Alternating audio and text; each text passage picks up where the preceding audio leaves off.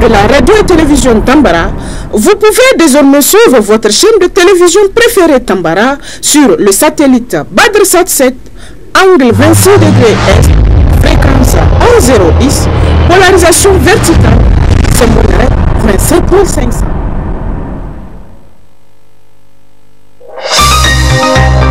Suivez le journal avec STM Transport Voyageurs, une nouvelle façon de voyager.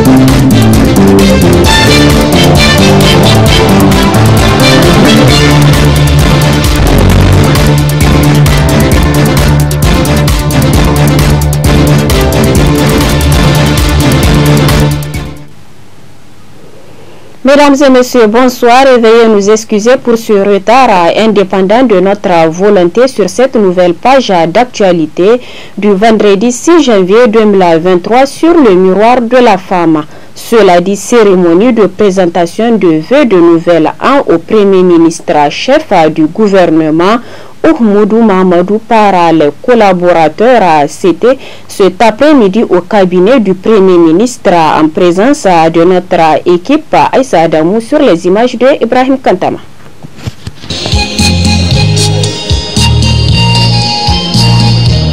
Elle est la deuxième du genre, cette cérémonie officielle marquant le retrouvail de la cohésion entre le Premier ministre, chef du gouvernement et ses collaborateurs, toutes catégories administratives confondues, couplées à la présentation des vœux de nouvel an. Une occasion pour le directeur de cabinet du Premier ministre, au nom de tous les collaborateurs, de passer en revue les réalisations faites et qui rentrent dans la mise en œuvre des engagements contenus dans la politique du gouvernement.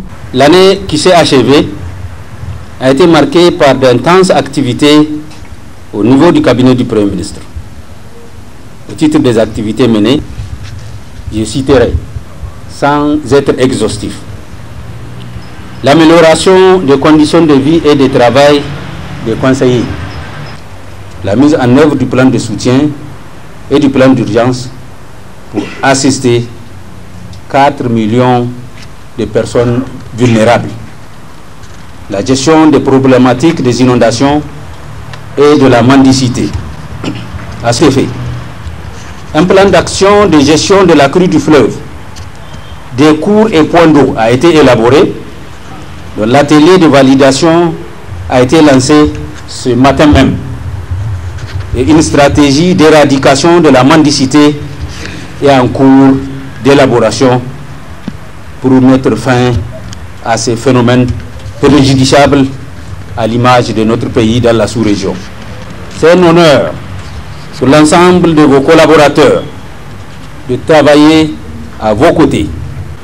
J'exhorte les conseillers, les responsables des services rattachés, les cellules d'appui, ainsi que les directeurs techniques à être plus proactifs, à déployer davantage leur expertise et à faire un suivi de proximité dans la mise en œuvre de toutes les actions contenues dans la déclaration de politique générale du gouvernement. Le Premier ministre chef du gouvernement a eu une pensée particulière aux forces de défense et de sécurité tombées sur le champ de bataille avant de s'appesantir sur les défis qui les attendent. Il a aussi exhorté ses collaborateurs à faire de la culture des résultats leur boussole, tout en attirant leur attention sur l'attribution des marchés publics. Je voudrais vous transmettre tous mes vœux de bonne santé, de bonheur, de succès à vous-même et à vos familles respectives. Je fonde également le vœu ardent de retour de la paix, de la sécurité et de la stabilité dans certaines localités de notre pays affectées par le terrorisme et la criminalité organisée. À cette occasion, j'ai une pensée particulière pour les éléments de forces de défense et de sécurité tombés sur le champ d'honneur, ainsi que pour les victimes civiles de cette barbarie. Je voudrais vous inviter à poursuivre dans la même dynamique, vous inviter à un suivi régulier et constant de la mise en œuvre des engagements contenus dans la déclaration de politique générale du gouvernement. Vous connaissez les défis qui sont les nôtres et les attentes fortes de nos concitoyens. J'attends donc vos contributions avisées pour permettre au gouvernement de réaliser les bons qualitatifs dans la mise en œuvre du programme de renaissance acte 3 de son Excellence, le président de la République, chef de l'État, Mohamed Bazoum. Même si nous avons fait des progrès au cours de l'année écoulée, mes orientations restent les mêmes que celles que je vous avais données l'année dernière. En effet, j'attends que vous fassiez de la culture des résultats votre boussole et l'observation des lois et règlements votre leitmotiv. J'attends aussi que le cabinet du Premier ministre soit un modèle d'efficacité, de rigueur et d'éthique.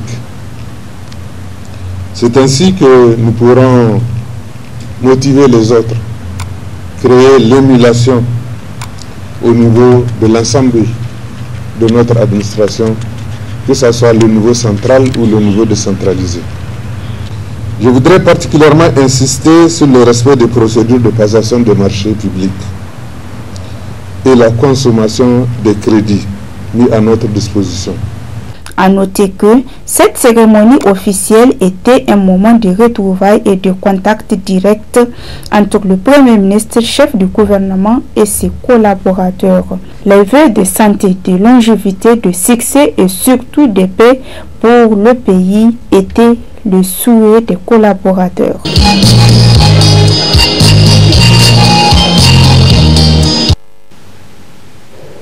Et c'est le compte-rendu de Aïssa Adamou sur la présentation de vœux de nouvel an au Premier ministre, chef du gouvernement Oumoudou Mahamadou par ses collaborateurs. Parlons santé dans cette édition. Les légumineuses ont beaucoup de bienfaits sur la santé de l'être humain. C'est ce qui ressort dans cette interview que nous a accordé le nutritionniste Abdelrazak Bello. Voyons cela. La valeur nutritive des légumineuses, c'est vraiment, les légumineuses sont des aliments où on a pratiquement tout. On a pratiquement tout parce que quand vous prenez les légumineuses de la même famille que par exemple le niébé, les légumineuses sont énergétiques. Donc parce que les légumineuses contiennent des glucides. Donc la première vertu des légumineuses, c'est que les légumineuses apportent de l'énergie et ça c'est un élément important. Deuxième élément, deuxième vertu associée à la présence des légumineuses, c'est la présence des protéines. Donc ce qui fait que les légumineuses peuvent également être classées dans le groupe des aliments constructeurs. Et on connaît l'importance des protéines, notamment pour la croissance, notamment pour le renouvellement des cellules et des tissus. Maintenant, en plus des glucides, en plus des protéines, les légumineuses contiennent également des sels minéraux. Parmi les sels minéraux qu'on retrouve dans les légumineuses, vous avez des sels minéraux comme le fer. Donc, les légumineuses sont des sources importantes de fer et ça peut avoir un effet bénéfique lorsqu'on sait que le fer, la carence en fer touche beaucoup d'individus, notamment les femmes en âge de procréer. Maintenant, en plus de ces sels minéraux, de ce sel qui est le fer, on a d'autres sels minéraux qu'on va retrouver dans les légumineuses. C'est notamment lié à la présence de magnésium, lié à la présence de potassium. Donc, les légumineuses sont riches en sels minéraux. Maintenant, j'ai évoqué le fait que les légumineuses contenaient des protéines, des glucides, mais les légumineuses contiennent également, comme je l'ai dit, des sels minéraux, mais aussi les légumineuses contiennent des vitamines du groupe B. Parmi les vitamines qu'on va retrouver dans les légumineuses, vous avez notamment la vitamine B. Et les vitamines B également ont leur importance lorsque on sait que les vitamines B participent à de nombreuses réactions au niveau de l'organisme. Maintenant, en plus des vitamines du groupe B, on a également, selon la variété de légumineuses, n'est-ce pas, on peut avoir des sources importantes de vitamine A. C'est le cas, par exemple, si on prend la légumineuse comme le niébé rouge. Le niébé rouge va être très riche en vitamine A. Maintenant, en plus de tous ces éléments que j'ai cités, les légumineuses contiennent également d'autres substances qu'on appelle les fibres alimentaires. Donc, les fibres alimentaires ont leur importance notamment dans la prévention des troubles digestifs parce que les fibres alimentaires permettent d'accélérer le transit intestinal. Donc vraiment les vertus du niébé, des légumineuses de façon générale, comme le niébé, ces vertus sont importantes et c'est une excellente source notamment pour lutter contre la malnutrition, notamment la malnutrition infantile. Et c'est pour cette raison que les légumineuses sont souvent associées dans la préparation des aliments infantiles, dans la préparation des farines infantiles, dans la préparation des bouillies infantiles, pour en faire en sorte que tous les éléments que j'ai cités, notamment protéines, énergie, et vitamines et sels minéraux, se retrouvent, que l'enfant puisse L'agence de voyage Haja et Oumara Hambali Voyage est à sa troisième étape de la Oumara du 22 décembre en séjour à 6 janvier 2023 avec des encadreurs qualifiés que je vous invite à suivre dans cette édition. لبيك اللهم لبيك لبيك اللهم لبيك لبيك لا شريك لك لبيك لا شريك لك لبيك إن الحمد والنعمة. Après le séjour à Médine, les pèlerins de l'agence Ambali Voyage, connue pour son expertise dans l'organisation du Hajj et de la Umrah au Niger, prennent la destination de la Mecque, la ville de la grande mosquée Al-Haram qui abrite la Kaaba avec ferveur et enthousiasme. Après plusieurs rappels initiés par les encadreurs, ils se rendent d'abord à la Mikat de Médine où après 2 rakats, ils formulent l'intention d'accomplir la Umrah. Les personnes âgées bénéficient d'une attention toute particulière de la part des encadreurs. Elles sont assistées tout le long du processus dans l'accomplissement des rites.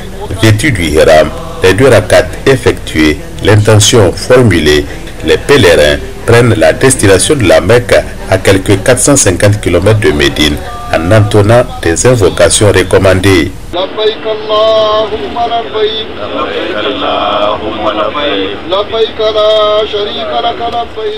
Arrivés à la Mecque, les pèlerins sont hébergés à l'hôtel Land Premium de grand standing, non loin de la Kaaba. La Umrah ou petit pèlerinage comprend 4 étapes essentielles. L'intention, le tawaf ou 7 tours autour de la maison sacrée la Kaaba, suivi de 2 rakats derrière le Makam Ibrahim ou la station Ibrahim. Boire aussitôt après l'eau du Zamzam, effectuer enfin le Safa et Marwa et effectuer la coiffure pour les hommes et la coupe symbolique des cheveux pour les femmes. Les encadreurs de l'agence Ambali Voyage ont également organisé des ziyaras ou visites à la Mecque. Les pèlerins ont découvert successivement le mont long de 721 mètres où le prophète Mohammed paix et salut sur lui et son compagnon Abou Bakar, poursuivi par les Koréchites, s'était caché pendant l'Hégire en l'an 622. Le mont Arfa, dont le rassemblement pendant le Hajj est obligatoire. Mina, où les pèlerins y séjournent pendant le Hajj. Jamrat, où ils procèdent toujours pendant le Hajj à la lapidation de Satan. Cette session a été encore une fois un succès de la vie des pèlerins. Ils se réjouissent de la parfaite organisation comme à l'accoutumée de cette Umrah du 22 décembre 2022 au 6 janvier 2023 avec des encadreurs rompus à la tâche, soucieux de la réussite des rites. Alhamdulillah, mun gode Allah kwarai ta iya ta yi babu wata matsala Ambali Voyage. Suna da masu aiki wanda ke kula da mutane kuma shi kai shugaban ajiyar din gaskiya yana kula da mutane sosai. Bindiro kare te wallahi alhamdulillah inno zumbai abori inni go te matkana gi hinanda irsabumo azai balika rayu huro iri ma diara problem kulu kadligo waray irko mo konda jina gabi sunongo kan irko ento. Avec Ambali Voyage, la qualité à la fois de la formation, de l'encadrement, de l'hébergement, des vols, le respect des chronogrammes, les facilités dans les formalités administratives et les modalités de paiement assure la réussite du Hajj et de la Omra. Une expérience, une expertise qui fait de l'agence Ambali Voyage, dont le siège se trouve au quartier Terminus à Niamey, une référence au Niger et dans la sous-région. Ambali Voyage, une fierté nationale.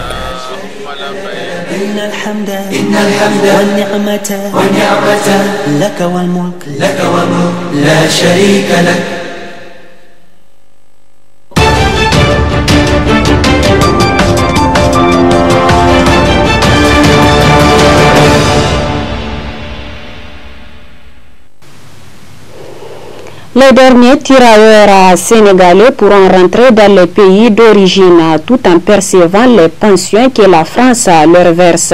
C'est ce qu'annonce le Premier ministre français de la Solidarité. Jobou Daya est l'un des tirailleurs de la Seconde Guerre mondiale. Cet homme est maintenant âgé de 103 ans. Il est en colère car sa pension a été suspendue. Suivez plutôt cet élément de TV5 Monde.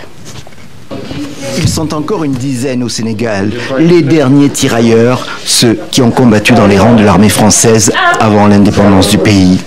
Ndiogou Dieye est de ceux-ci. À 103 ans, c'est un homme frêle mais qui n'a rien oublié de la Seconde Guerre mondiale à laquelle il a pris part. La n'a pas de choix, hein. On dit pas, vous ne voulez pas, ça n'a pas que nous. Tu as appelé, bon, pas de savoir où tu vas, destination inconnue. Dans sa chambre, il a accroché ses photos de l'époque et son certificat de la Légion d'honneur. Mais le vieil homme est amer. Depuis 2 ans, il ne touche pas sa pension d'ancien combattant, suspendue car l'administration veut vérifier qu'il est toujours en vie.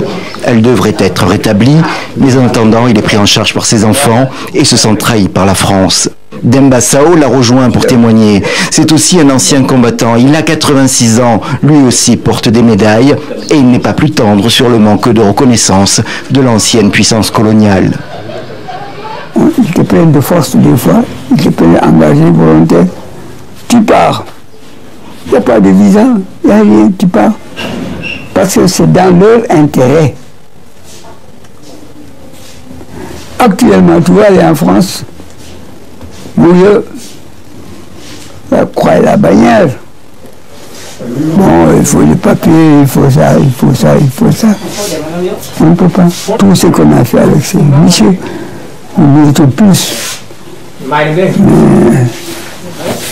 la vie, c'est comme ça. En tout cas, nous gardons mauvais souvenirs en France. Mauvais souvenirs, les anciens combattants ne sont pas contents. De retour au pays à la fin de la Seconde Guerre mondiale, les tirailleurs n'étaient pas au bout de leur peine. Après l'indépendance, ils sont ostracisés pour avoir servi dans l'armée des colons. Ce n'est qu'en 2004 que le président de la République, Abdoulaye Wade, institue une journée du tirailleur le 1er décembre pour leur rendre hommage.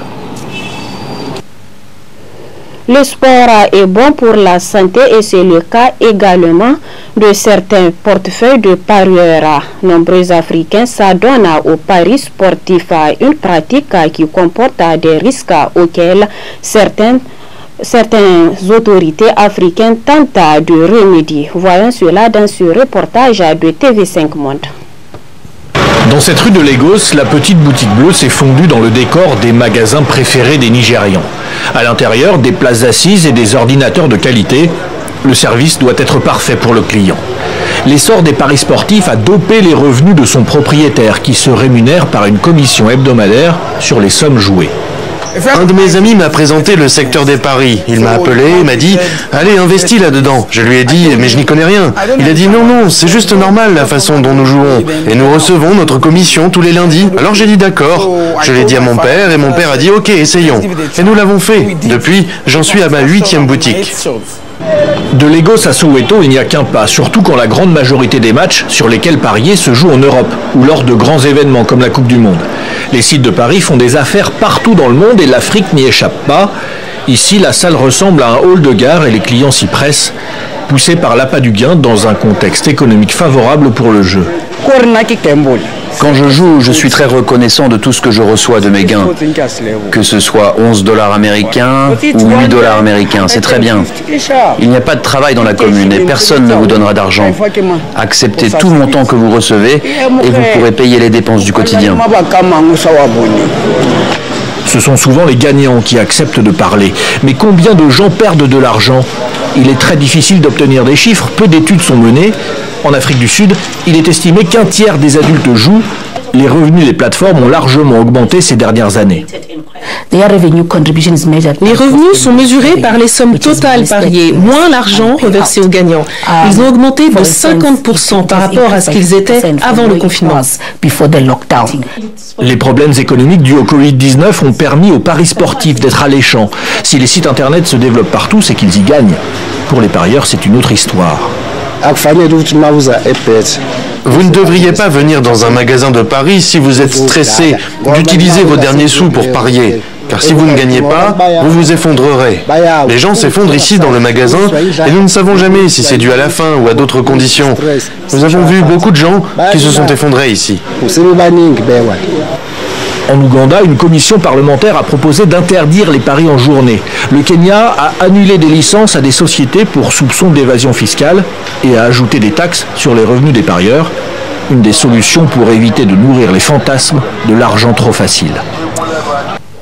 Mesdames et messieurs, c'est ici que prend fin cette édition d'information. Passez d'excellents moments accompagnés des programmes de la télévision Tambara. Au revoir.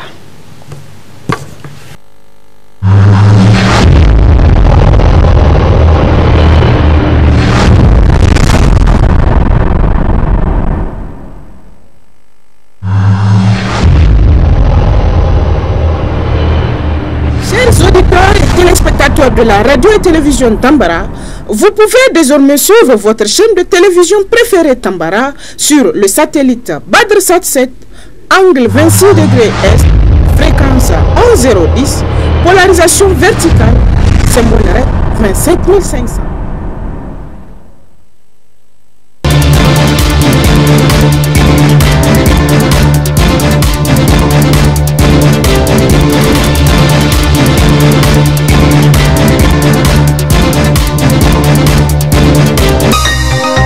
Ce journal vous a été présenté par STM Transport Voyageurs. Une nouvelle façon de voyager.